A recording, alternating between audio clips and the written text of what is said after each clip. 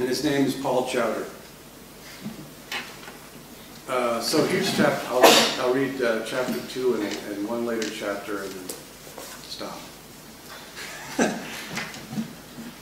It's hard to hold it all in your head. All the different possible ways that you can enjoy life or not enjoy life, and all the things that are going on, the different rug patterns, the different car designs, the different radio shows that are coming and going, the new ads, the new crop of famous people. And then there is, of course, always and inevitably, this spume of poetry that's just blowing out of the sulfurous flue holes of the earth. Just masses of poetry. It's unstoppable. It's uncorkable. There's no way to make it end. If we could just stop for 1 year, if everybody could just stop publishing their poems, just everyone, every poet, just stop. But of course that's totally unfair to the poets who are just starting out. This may be their Wunderjahr. This may be the year that they really find their voice. And I'm telling them to stop? No, that wouldn't do. Well, wouldn't it be great to have a moment to regroup and understand? Everybody would ask, okie doke, what new poems am I going to read today? Sorry, none. There are no new poems. And so you're thrown back on what's already there. And you look at what's on your own shelves that you bought maybe 8 years ago, and you think, have I really looked at this book? This book might have something to it. It's there, it's been waiting and waiting without any demonstration or clamor. No squeaky wheel. It's just been waiting. If everybody was silent for a year, if we could just stop this endless forward stumbling progress, wouldn't we all be better people? I think probably so. I think that the lack of poetry, the absence of poetry, the yearning to have something new would be the best thing that could happen to our art. No poems for a solid year, maybe 2. For instance, here's a recent New Yorker. Actually, no, it's published almost 6 years ago. I got it from my pile. Pretty cover, as always, or almost always. There have been some lapses, yes. But this is what I mean. You lift it, you hold it, you flap it, and week after week, year after year, you hold it and you flap it, and say you open it up and you flip through looking for 2 new poems, and no, there would be no poem on page 67, and no poem on page 83. They just simply wouldn't be there. Let's have a look at this poem. Here it is, going down. You can see that it's a poem because it's swimming in a little gel pack of white space. That shows that it's a poem. All the typography on all sides has drawn back, and the words are making room. They're saying, rumble, rumble, stand back now, this is going to be good. Here the magician will do his thing. Here's the guy who's going to eat razor blades, or pour gasoline in his mouth and spout it out, or lie on a bed of broken glass. So stand back, you crowded onlookers of prose. This is not prose. This is the blank white playing field of Eden. And you can read it for yourself on page 67 of this New Yorker.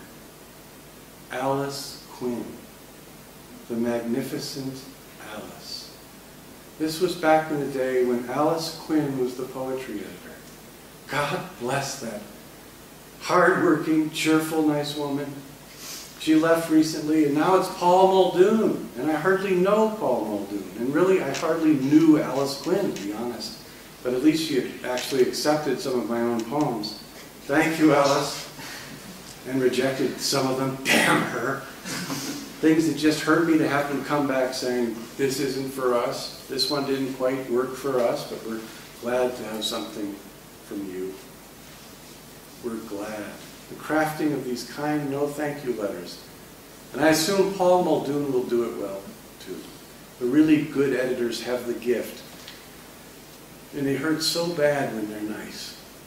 You get a turn down, and then you flip through the magazine and you say, why? Why did Alice accept this firkin of flaccidness here? on page 114 and not one of my own poems? Why? I should probably send Paul Muldoon a poem, one of my Flying Spoon series, none of which I've finished yet. Some of Muldoon's poems actually rhyme, but not audibly. He's cagey that way. He teaches at Princeton. He's probably there right now talking to students. Hello, poetry students, I'm Mr. Paul Muldoon. He's a little older than I am, but not much. Oh, but the idea of starting all over again, I can hardly face it. Dear Paul Muldoon, glad you're on the case now at the New Yorker.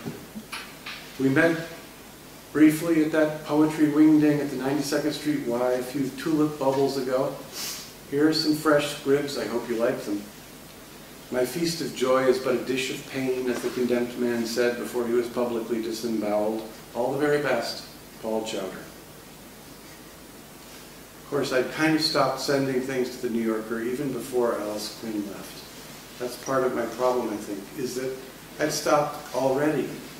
And Paul will send them back, and he'll say, great to have something from you, but these seemed a little, and then he'll have some apt adjective, underweathered or over-furnished, elliptically trained.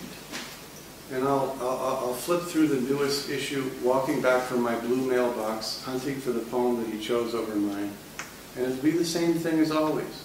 The prose will have pulled back, and the poem will be there cavorting, saying, I'm a poem, I'm a poem.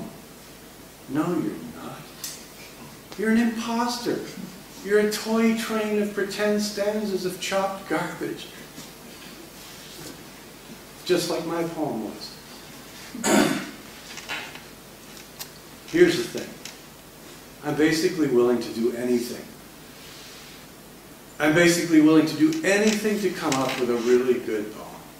I want to do that. That's my goal in life. And it hasn't happened. And I've waited patiently, and sometimes I've waited impatiently. Sometimes I've striven. I've made some acceptable poems, poems that have been accepted in a literal sense, but not one single really good poem. When I look at the lives of the poets, I understand what's wrong with me. They were willing to make the sacrifices that I'm not willing to make. They were so tortured. They were so messed up. I'm only a little messed up. I'm tortured to the point where I don't sleep very well sometimes, and I don't answer mail as I should. Sometimes I feel a languor of spirit when I get an email asking me to do something. Also, I've run up a significant credit card debt. But that's not real self-torture. I mean, if you stand back from my life just a little, maybe 35 yards, I'm a completely normal person. I drive mostly within the fog lines. My life is seldom in crisis. It feels like a crisis now because Roz, who has lived with me for 8 years, has moved away and left me, and I'm in considerable pain. But this little crisis of mine does not resemble the crises that Ted Redke or Louise Bogan went through, or James Wright, or Tennyson, or Elizabeth Barrett Browning, with their laudanum, or Poe. One time I remember I was in a laundromat. There was a laundromat in Marseille, France. Marseille, do you hear that? It's a mattress of a word. There's a lot of spring in it. Marseille.